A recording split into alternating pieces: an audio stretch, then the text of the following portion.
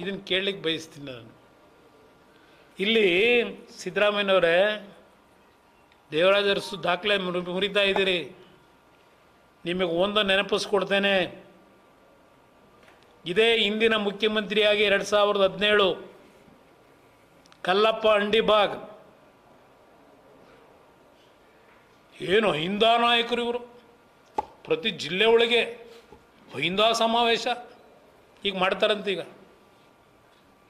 ಅಹಿಂದ ಸಮಾವೇಶ. ಕಲ್ಲಪ್ಪ ಬಂಡಿಬಾಗ್ ಒಬ್ಬ ಸಾಮಾನ್ಯ ಹಳ್ಳಿಯ ಸ್ಕೂಲ್ ಮಾಸ್ಟ್ರು ಮಗ. ಅವ್ರ ಮನೆಗೆ ಹೋಗಿ ನೋಡಿದ್ರೆ ಸಗಣಿ ಸಾರಿಸವ್ರೆ ಫ್ಲೋರ್ಗೆ. ಒಂದು ಸಣ್ಣ ಗುಡಿಸ್ಲಲ್ಲಿ ಜೀವನ ಮಾಡ್ತಾ ಇದ್ದಂಥವ್ರು. ಚಿಕ್ಕಮಂಗ್ಳೂರಿನಲ್ಲಿ DYSP. ಇದೇ ನೀವು ಮುಖ್ಯಮಂತ್ರಿಯಾಗಿ ಯಾವ ಅಹಿಂದ ಉಳಿಸ್ತಕ್ಕಂಥ ಮಹಾನ್ ರಕ್ಷಕರು ಬೆಳೆಸಿರೋರು ನೀವು. ಅಹಿಂದನ ನಿಮ್ಮ ಕುರ್ಚಿ ಉಳಿಸ್ಕೊಳ್ಳೋಕ್ಕೆ ಯಾವ ಅಹಿಂದ ಬೆಳೆಸಿದಿರೋ ದೇವರೇ ಕಾಪಾಡಬೇಕು. ಕಲ್ಲಪ್ಪ ಅಂಡಿಬಾಗು ಸೂಸೈಡ್ ಯಾಕೆ ಮಾಡ್ಕೊಂಡ?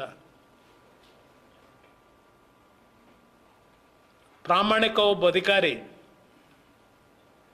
ನಿಮ್ಮ ಸರ್ಕಾರದಲ್ಲಿ, ಇದೇ ಅಹಿಂದ ಸಮಾಜಕ್ಕೆ ಸೇರಿದಂಥವನು, ಕುರುಬ ಸಮಾಜದವನು, ನೀವು ಮುಖ್ಯಮಂತ್ರಿ, ಸೂಸೈಡ್ ಮಾಡ್ಕೊಂಡ. ಅವತ್ತು ಧ್ವನಿಯಾಗಿ ಕೆಲಸ ಮಾಡಿದ್ದು ಜನತಾದಳ. ಇದೇ ಕುಮಾರಸ್ವಾಮಿ ಹೋಗಿ ಆ ಕುಟುಂಬಕ್ಕೆ ಏನು ಅನ್ಯಾಯ ಆಗಿದೆ ಅಂತಕ್ಕಂಥದ್ದನ್ನು ಈ ಸರ್ಕಾರದ ಕಣ್ ತೆರೆಸಿದಂಥದ್ದು ವಿಧಾನಸಭೆ ಒಳಗೆ ಇದೇ ಕುಮಾರಸ್ವಾಮಿ. ಈಗ ಈ ಯಾರೋ ಮೊನ್ನೆ ನಜ್ಜೂರು ಸಸ್ಪೆಂಡ್ ಮಾಡಿದ್ದೀರಲ್ಲ, ಅದೊಂದು ದೊಡ್ಡ ಕಥೆ. ಅದು ಏನು ವದಂತಿ ಅಂತಾರೆ. ಇಲ್ಲ ಅದು ಯಾವುದೋ ಫಾರಮ್ ಹೌಸಲ್ಲಿ ಸೂಸೈಡ್ ಮಾಡ್ಕೊಳ್ಳೋಕೆ ಹೋಗಿದ್ದ ಅಂತ ಒಂದು ಕಡೆ ಹೇಳ್ತಾರೆ. ಪಾಪ ನಮ್ಮ ಹೋಮ್ ಮಿನಿಸ್ಟರ್ ಹೇಳ್ತಾರೆ, ಇಲ್ಲ ಸೂಸೈಡ್ದೆಲ್ಲ ನನ್ನ ಗಮನಕ್ಕೆ ಬಂದಿಲ್ಲ, ಸ್ವಲ್ಪ ಡಿಪ್ರೆಷನ್ಗೆ ಒಳಗಾಗಿದ್ದ. ಡಿಪ್ರೆಷನ್ ಒಳಗಾಗಿ ಹಿಂದೆ ಬರೆದಿದ್ದಾರೆ, ಕೆಲವು ಪತ್ರಿಕೆಯಲ್ಲಿ ಬರೆದಿದ್ದೀರಿ. ಡಿಪ್ರೆಷನ್ಗೆ ಹೋಗಿದ್ದಂತೆ. ಡಿಪ್ರೆಷನ್ಗೆ ಹೋಗಿ ಏನು ಮಾಡ್ಕೊಂಡಿದ್ದ ಅಂತ ಹೇಳ್ಬೇಕಲ್ಲ. ಮುಂದುವರೆದ ಭಾಗನ ಹೋಮ್ ಮಿನಿಸ್ಟ್ರು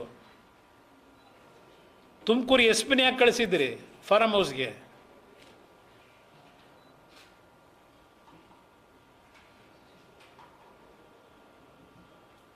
ಏನಪ್ಪ ದುಃಖಮ್ಮನಿಗೆ ಹೋಗಿ ಬೆಳಗ್ಗೆ ಪೂಜೆ ಮಾಡಿ ಬಂದಿದ್ದಲ್ಲ SP, ಅದರಿಂದ ದೇವ್ರು ಉಳಿಸಿರ್ಬೇಕು ಅವನ್ನಷ್ಟೇ.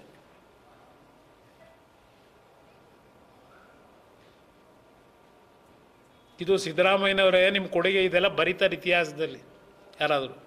ನಿಮ್ಮ ಆಡಳಿತ ಎಷ್ಟರ ಮಟ್ಟಿಗೆ ಕೊಟ್ಟಿದ್ದೀರಿ. 2 ಬಾರಿ ಮುಖ್ಯಮಂತ್ರಿಯಾಗಿ ಅದು ಬರೀತಾರೆ ಯಾರಾದರೂ ಪುಣ್ಯಾತ್ಮರು. ದೇವರಾಜ ಅರಸುಗೂ ಹೋಲಿಕೆ ಮಾಡ್ಕೊಳ್ಳೋದಕ್ಕೆ ಏನಿದೆ ನಿಮಗೆ? ಸಮಾಜಗಳನ್ನ ಹೊಡೆದು ನಿಮ್ಮ ವೈಯಕ್ತಿಕವಾದಂಥ ಆಸೆ ಆಕಾಂಕ್ಷೆಗಳಿಗೆ ಯಾವ ರಾಜಕೀಯ ನಡೀತಿದೆ ಅನ್ನೋದು ಗೊತ್ತಿದೆ ನಮಗೆ.